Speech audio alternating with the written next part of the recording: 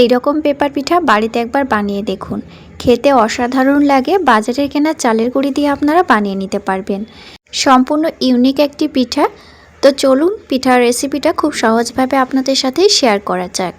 লাগবে 2 কাপ খেজুর গুড়।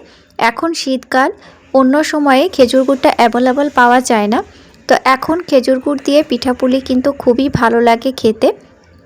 আর 1 কাপ এখানে কোরানো নারিকেল আছে, সামান্য একটু লবণ, আর এখানে আছে চালের গুঁড়ো। বাজারে কেনা চালের গুঁড়ো কাপে 2 কাপ পরিমাণে নিয়েছি।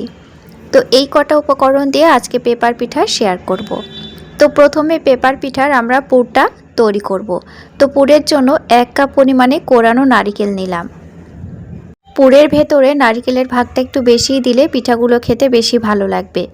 গুড়ের মাপ এখানে 2 কাপ আছে, আপনারা চাইলে 1.5 কাপ করে নিতে পারেন। যারা মিষ্টি একটু কম খান তারা অবশ্যই 1.5 কাপ করে নিতে পারেন। আপনাদের কাছে একটি রিকোয়েস্ট, নতুন নতুন রেসিপি পাওয়ার জন্য চ্যানেলটি সাবস্ক্রাইব করে দিয়ে পাশের বেল আইকনটা অবশ্যই প্রেস করে রাখবেন। আর অবশ্যই কমেন্ট করবেন, কমেন্ট করলে ভিডিও বানাতে খুবই ভালো লাগে। তো যে তেজপাতা রেখেছিলাম একটি, সেটা 2 ভাগ করে দিয়ে দিলাম। চাইলে আপনারা এখানে একটু এলাচ থেতো করেও দিয়ে দিতে পারেন, সুন্দর ফ্লেভার পাওয়া যাবে।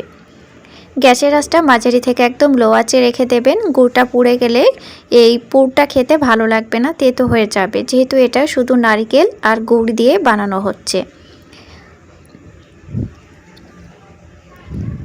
তো এখানে আমাদের পুরটা পুরো রেডি হয়ে গেছে। এবার গ্যাসের আঁচটা বন্ধ করে এটাকে একটু ঠান্ডা করে নিতে হবে, তাহলে পিঠাগুলো বানানো খুবই সুবিধা হবে।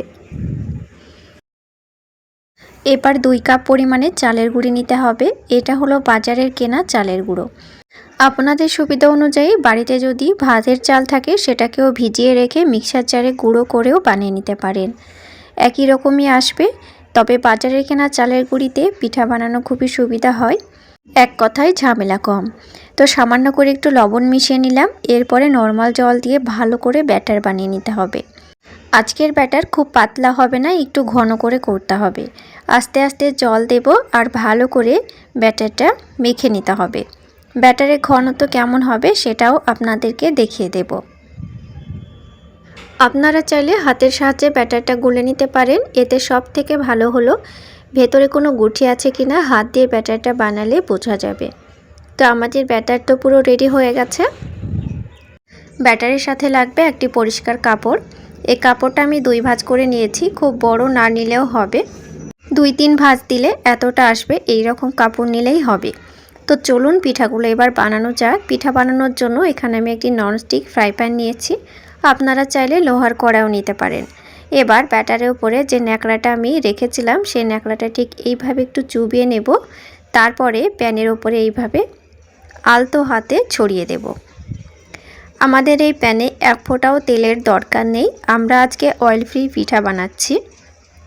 দেখুন 2 থেকে 1 বার ঠিক এই রকম করে হালকা হাতে ব্যাটারটা দিয়ে দিতে হবে।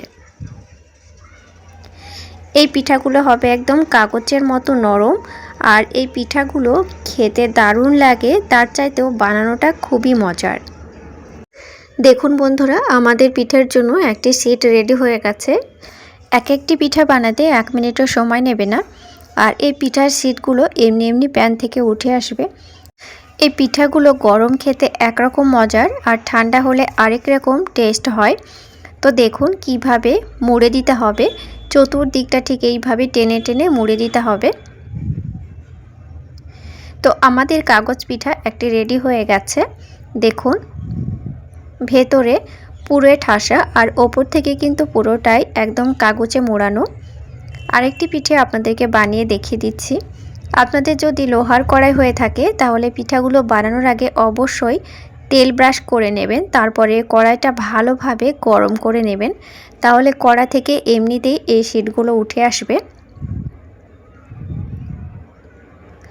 আরেকটি পিঠা সহজভাবে আপনাদেরকে দেখিয়ে দিলাম, দেখুন। তো আমাদের শিটটা খুব সুন্দরভাবে রেডি হয়ে গেছে। এবার যথেষ্ট পুর দিয়ে আবারও একই পদ্ধতিতে মুড়ে নিতে হবে। এই পিঠাগুলো যখন ঠান্ডা হয়ে যাবে তখন মনে হবে যেন কাগজ দিয়ে মোড়ানো হয়েছে।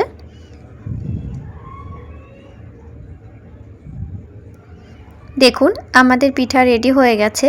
এইভাবে এক এক করে সব পিঠাগুলো বানিয়ে নেব। আপনারা বাড়িতে যদি মেহমান আসে তাহলে কিন্তু এই পিঠাগুলো ঝটপট বানিয়ে নিতে পারেন, তারা খেয়ে খুবই খুশি হবে। এই পিঠাগুলো দেখতে মনে হয় যেন কাগজ দিয়ে মোড়ানো হয়েছে, তাই এই পিঠাগুলোর নামই হয়েছে কাগজ পিঠা বা পেপার পিঠা।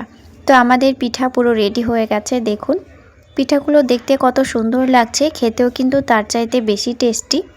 বাড়িতে অবশ্যই একবার ট্রাই করে দেখতে পারেন, খুবই ভালো লাগবে খেতে। সম্পূর্ণ নতুন ধরনের একটি পিঠার রেসিপি একটি ভেঙে আপনাদেরকে দেখিয়ে দিচ্ছি। দেখুন ভেতর থেকে কতটা লোভনীয় হয়েছে আর কতটা পুরে ঠাসা। আজকের রেসিপিটা যদি আপনাদের ভালো লেগে যায় তো অবশ্যই চ্যানেলটি সাবস্ক্রাইব করে দিয়ে পাশের বেল আইকনটি প্রেস করে রাখবেন, আর সাথে অবশ্যই আমাকে কমেন্ট করবেন। কমেন্ট করলে ভিডিও বানাতে খুবই ভালো লাগে। দেখুন ভেতর থেকে হয়েছে কতটা লোভনীয়, একেবারে পুরে ঠাসা। তাহলে নতুন নতুন রেসিপি নিয়ে ফিরে আসবো আবার পরের এপিসোডে। আজকের মতো এই পর্যন্তই। Thank you.